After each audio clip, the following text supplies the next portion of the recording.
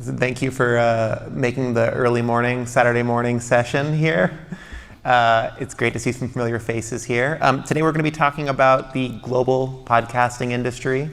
There are all kinds of crazy stats about how quickly podcasting is growing all around the world. And here today we have 3 experts from different parts of the world, focused on different parts of the world, who are going to be sharing their expertise into their markets. And we'll be discussing insights for people working in podcasts and people who enjoy podcasts all over the world. I want to start by introducing our panelists today. First, we have Matt Sayward. He's the co-founder and chief strategy officer of Platform Media. Hello, that's me. Platform Media, for those unaware, is a business that focuses largely on podcasts, but building them out across audio and video and social for the most part, and commercializing them across those 3 strands as well. So we've tried to build a real kind of one-stop shop for production, distribution, monetization, all under one roof, and kind of create shows that we kind of maximize the value of the IP of in their kind of original form.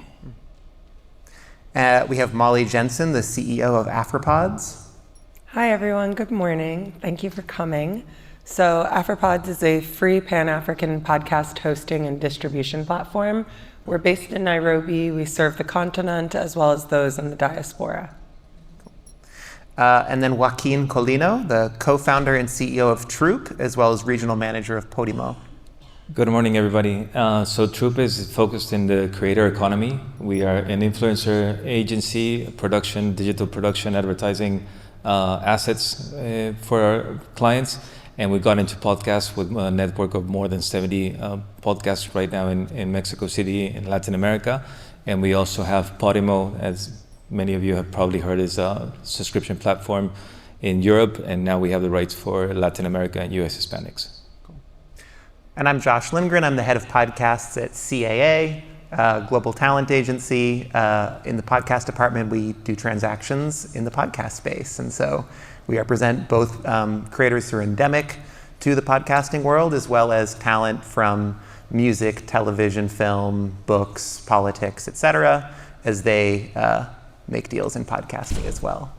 So let's get into it. So let's just start with who's listening to podcasts in your part of the world. Is your audience old, young, tech savvy? Is podcast consumption fairly niche, or is it widespread? Matt, you want to kick us off? Yeah, sure. So the UK look at that is podcasting is very much mainstream now, but it is still growing. Around half of the population have listened to a podcast at this point, and around a quarter of the population have built a habit that is like weekly listenership. It's quite a large and diverse audience. It skews under 45 definitely, and it definitely skews affluent and also skews kind of, tech comfortable is probably the best way of putting it. And then the other thing to say about our market in particular is the kind of BBC's influence on it. So there's a platform, BBC Sounds, that you'll see among the highest usage in our country that you wouldn't see in potentially others. And that's the walled garden of our market, because only the BBC can decide what ends up in there. But they're still seeing growth on that platform as well. But most of the growth and most of the listening is happening outside of that BBC platform. And then I think within that, I think you'll see a lot of the trends represented that you also see in America around Spotify sort of getting to a point of being probably the dominant audio first platform, but YouTube just having a scale that increasingly seems like it's going to blow everything else out of the water. Well, we'll get to that for sure. Molly, what about if you can generalize about the African continent or want to speak to any specific markets? Well, I was actually going to say, Africa is 54 countries-ish, and each one of them have their own different listening habits as well as creator habits. But if we were to generalize, I would say, you see a lot of the Gen Zs actually creating content, and then you see the listenership a little bit more significant between the 25 to 35 age. So if we were to put it together, it's a little bit broad, but between 18 and 35 is the most significant age for both creators as well as for listeners. But I don't know if that helps you that much, considering 70% of the population is under the age of 30. So it's a little bit challenging. I think just for like additional context, most of the research is done in Kenya, Nigeria, and South Africa. In those markets, it is very obvious that the behavior of creating podcasts is between the ages of like 18 and 22 in a more significant way. Obviously, older people are creating podcasts, but like the big boom is in this younger generation. And then when it comes to listenership, you're kind of seeing that across the board, just because people are still determining what actually is a podcast and where do you listen to the podcast. And I think that lends itself to the impact of sound. So sorry that's so wordy, but 18 to 35 usually across the entire continent. I think if we could just decide what a podcast is, that'd be a huge accomplishment for everyone. We could all benefit from that. Joaquin, what about in Latin America?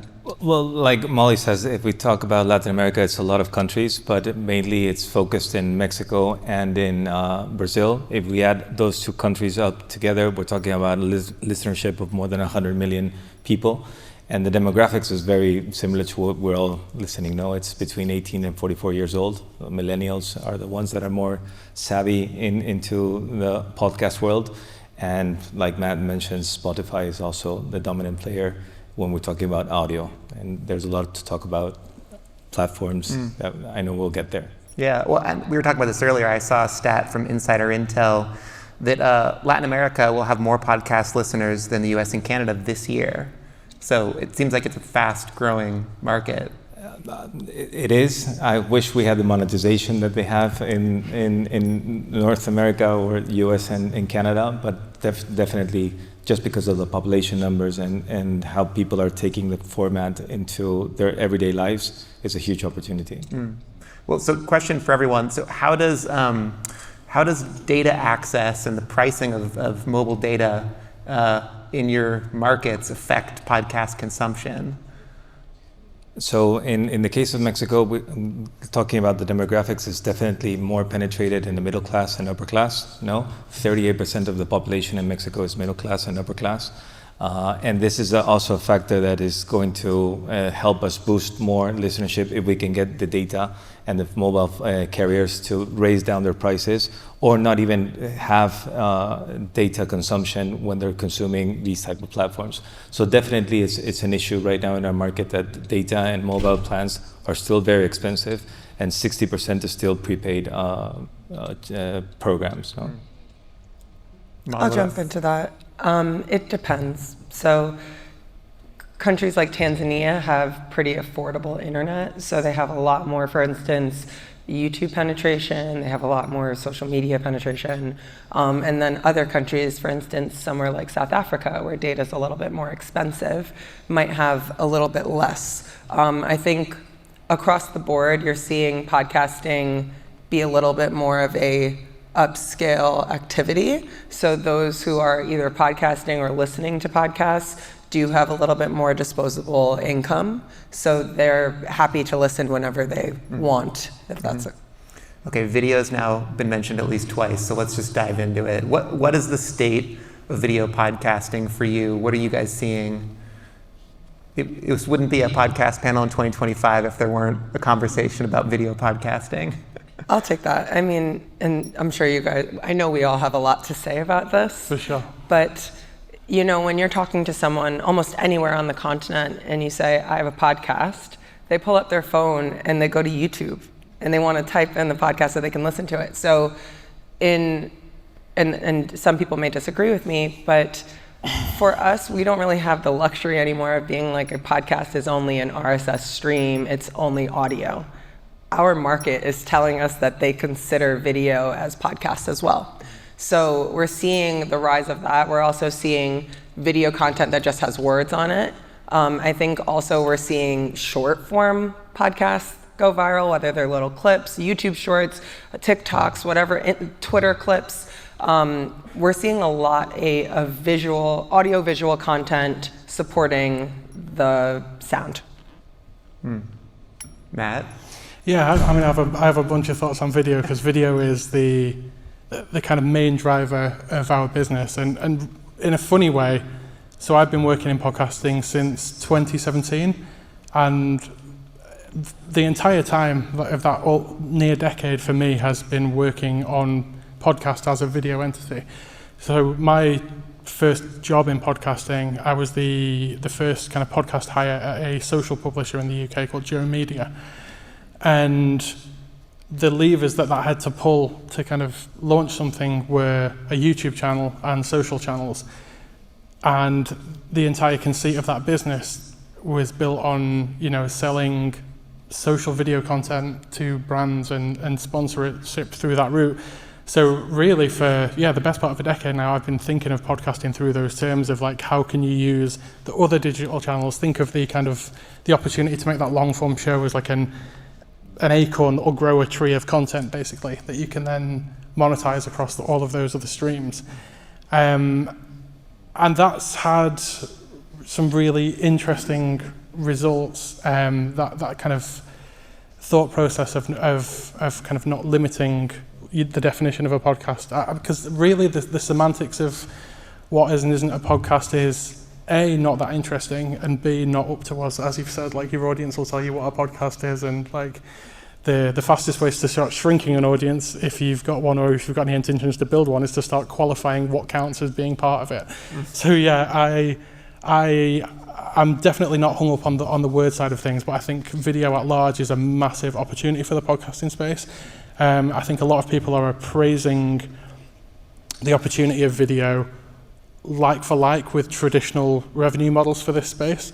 So you'll be looking at, is this commensurate with what I can earn through downloads on an RSS feed? If you're just going to plug and play that same system and think, well, I'm now going to put this on YouTube, and what I can earn from AdSense on YouTube is ultimately going to be a lower CPM, therefore the juice is not worth the squeeze, because I'm going to have to take on, additional production costs to make the show compelling for that new channel.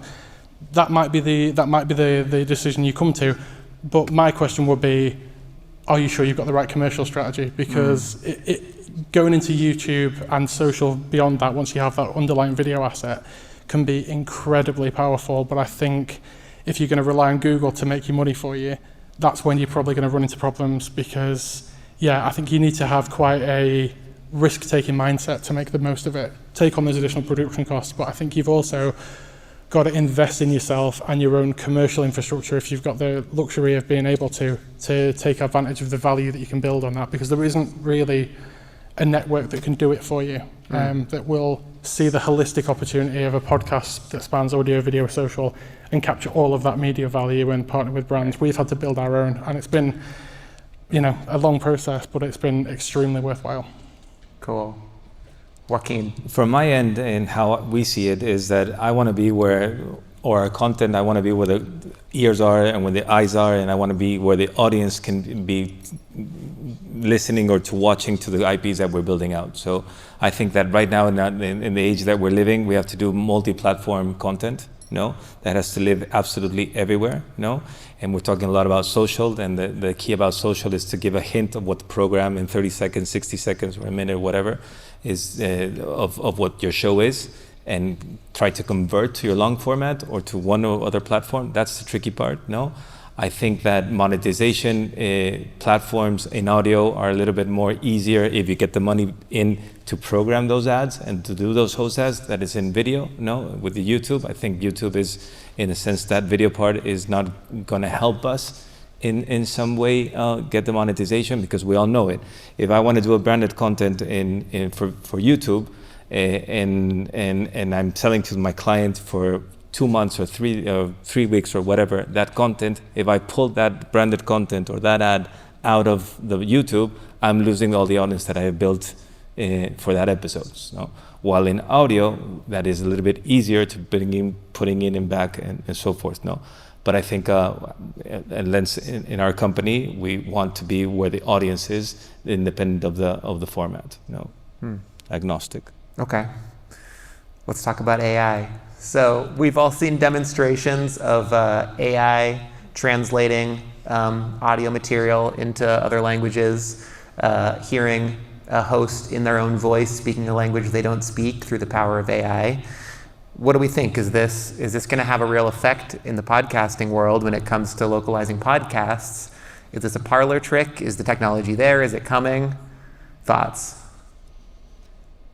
I think there's probably a path for that, for the kind of narrative, serialized sort of story-driven series. I'm less convinced there's a path for it for the shows that are more kind of personality-driven, because I think it starts to compromise some of the authenticity that people go to those shows for. If you feel like you're not actually hearing this person articulate themselves directly in their own words, like even similes and metaphors and stuff will change across language barriers, and AI will probably do a decent job of approximating the sentiment of what it is you're trying to say. But it's going to be a kind of a different, slightly different modularized version of what's been heard. So I would imagine what will be viable with AI translation is you're probably going to be able to look at other kinds of media and see a paradigm for translation works here, and here. So like if you look at audiobooks, it obviously really works well there. A lot of the best narrative podcasts that are kind of short run seasonal are effectively audiobooks of a different form. I think it can really work in that space. You don't really see like The View translated though and syndicated into other languages. So I think look at where your show is in the kind of media continuum, and if there's examples of translation happening in other forms of media and you're close to one of those forms of media, you've probably got a decent shot. What do you guys think? So I actually think that there's a exciting potential path forward for that. I would look at some of the TV examples, so something like a Squid Games, where they dubbed it, and that dubbing was pretty good, considering how popular that show was globally. And I think that especially with so many African languages, we saw recently Google added a couple hundred languages for Translate, even just online.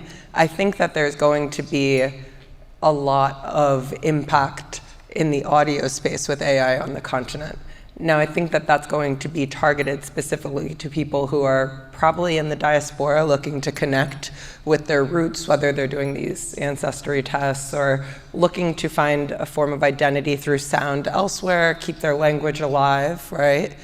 We know that statistically it takes 2 generations for you to lose your mother tongue once you leave. So it's you go, and then your kid doesn't usually speak the same language, at least a majority. So I think that with podcasts, it's definitely going to depend on the type of content. It's definitely going to depend on the interest within that specific community, if they want it. However, I do think that the AI dubbing, as it continues to get better, you're going to hear stories that you haven't heard before. And that's what's so interesting, because at least objectively, looking at the West, you all know this story of Superman who saves the babe. And now you have something like a Black Panther who makes $1 billion, and it's a very famous, fable. If you look at Killmonger, it's the story that the boy that's not embraced by the village will burn down the village to feel its flame. And that's something that you kind of grow up with, these like Anansi stories. So I think that AI dubbing is going to give us an opportunity to hear stories that maybe we haven't heard before. I think that gives us the opportunity to option out podcasts to movies, to film, to book, to whatever it may be. But I'm not exactly sure right now the path it takes, just because I haven't necessarily seen it. Joaquin, are you listening to Joe Rogan in Spanish? No, not yet. I would say that I'm into AI. I've been studying AI. I still have a lot to learn about AI. I see it for fiction. On the dubbing part, I don't see it for nonfiction. No, I still think there's a lot of nuances on comedy and culture that cannot be translated in sense that people will understand it in another language. No, so for fiction, for sure, no. But what I do see with everything that's happening is, as a businessman, how we can, when we produce our podcast, how we can use AI to enrich the experience, or I don't want to say save money and time, but it's true, no? All the editing parts and how to take the snacks into social media, that things can be done. And I think that will give an opportunity for more people to get into podcasts, even though there's a lot of podcasts out there, but to raise the bar when it comes to quality. So that leads to a question I wanted to ask: is who's podcasting in your market? So for you, I mean, is it who are the people who are making podcasts? Is that changing? I think it's changing that now everybody has the opportunity to have a voice, and to do a long format, and they have the ability to reach interesting host or co-host to create this content. Talking about semantics, this is also something that's very interesting, is that I think saying you're a podcaster is also elevating your ego or elevating the name of the game, because someone that is in YouTube doesn't want to be called a video blogger anymore, no?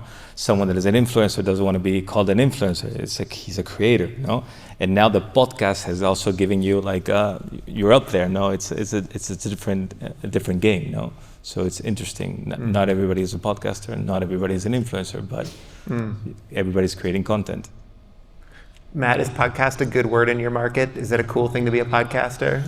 It's interesting because increasingly a lot of the stuff that I'm seeing on social it looks like a podcast, but it's not. It's just things that have been setting up that way. It seems like the preeminent new form of social media advertising is actually for someone to stick a microphone that you can see in front of them, because it conveys some kind of sense of authority. And actually it tends to just be the founder of either a dropshipping company or some kind of startup extolling the virtues of their business as if they were an objective outsider. It's really interesting. So I think people are seeing the virtues of the kind of trust that's being built by podcasters and thinking, I could borrow some of their tactics and apply it even outside of podcasting. So yeah, I mean, it's definitely. Yeah, well, I know in the US there's sort of countless studies, especially after our most recent presidential election, around the amount of authority that people bestow on podcasters and how much they trust podcasters for news. Maybe more so than vetted journalistic institutions. Are you seeing that trend already in your parts of the world? Well, for me, it's a little interesting because sound is such a powerful lever on the continent, and historically, radio has been. Today, radio is still the most consumed form of media in Africa. Africa is a very rural continent. We have massive cities. However, the most accessible way for people to get information is still through the antenna. And I think that we're seeing everyone podcast now, whether it's media organizations, whether it's a local creator, whether it's an influencer turned podcaster. However, when it comes to getting accurate information, I think Africa as a continent is still very focused on fact checking, making sure that the information that's being shared is correct and responsible. So it depends on the creator. If it's a established news organization in a specific country, then yes. So for instance, Monitor in Uganda has a podcast, Nation in Kenya has a podcast. Those I would say are credible and people can get news from them.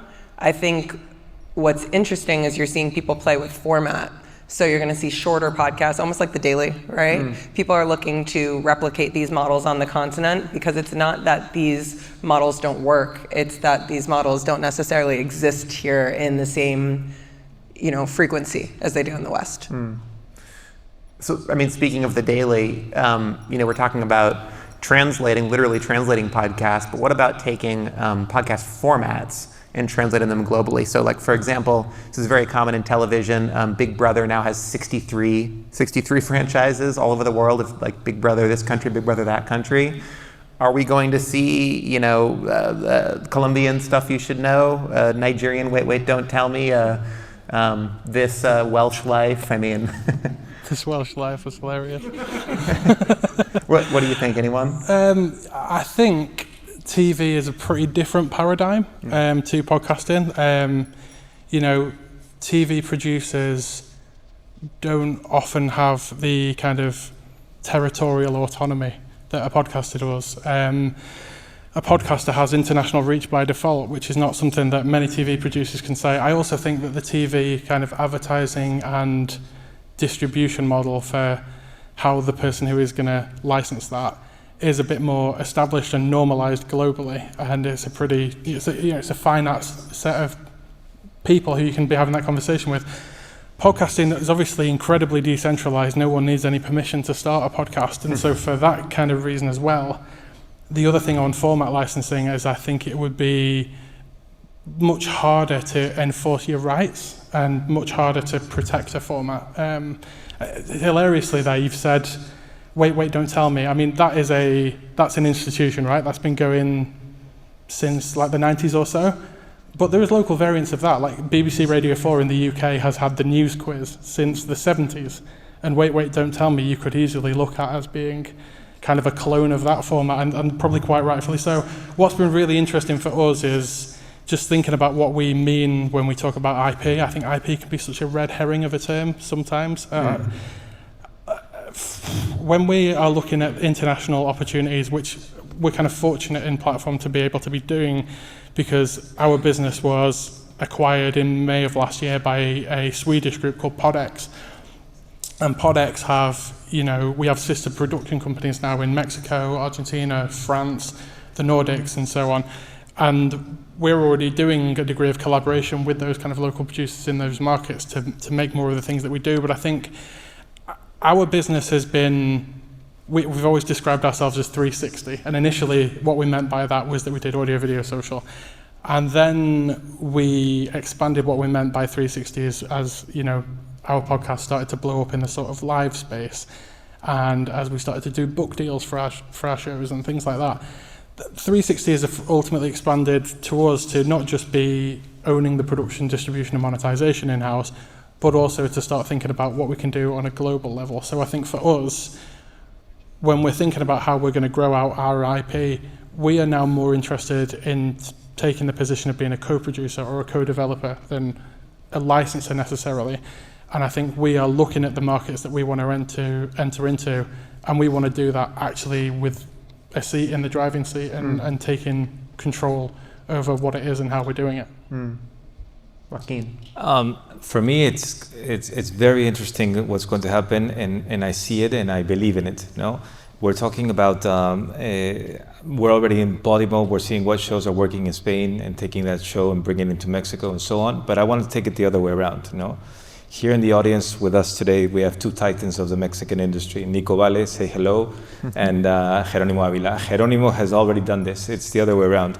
He's taken content from podcast and taken it to the other side of the table and seeing, okay, so if I want to do a production for Netflix or HBO or for Max, a pilot would cost $500,000 or $1 million to see if they greenlight it, And when we do it with the podcast, and Jerónimo has done this, when you do it with the podcast, you can do a whole season for $500,000 or whatever, It's much cheaper, and then taking it as a proof of concept already with an audience and take it to the other side of the spectrum where there's more money and there's already a capability and an infrastructure much bigger, So I think that not is only replicating IPs, but creating IPs that go to the other side, Okay, I'm gonna ask another question, and after that I want to open it up to audience questions. As you can see, there's a mic right in the middle there, so if you've got your burning questions, get them ready and you can start moseying over to the mic to ask. But first I want to ask all of you what the biggest challenges are for you in podcasting today. I'll start. So it comes down to access for the continent, or even the global south, really. We need to break down barriers to entry. There needs to be more funding, more advertising dollars that are coming into the space, more studios, more communities for people to learn and grow.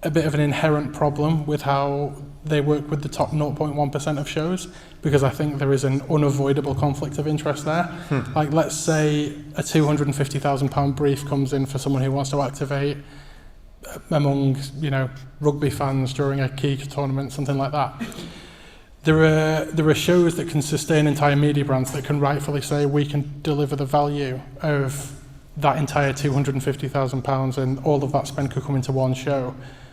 But if the network makes that call, then they've got the kind of middle class of podcasts and maybe a slate of 5 to 20 shows that 250k could have been spread between. And there's kind of no pleasing either side there, because the big show can rightfully feel like there's money being left on the table there.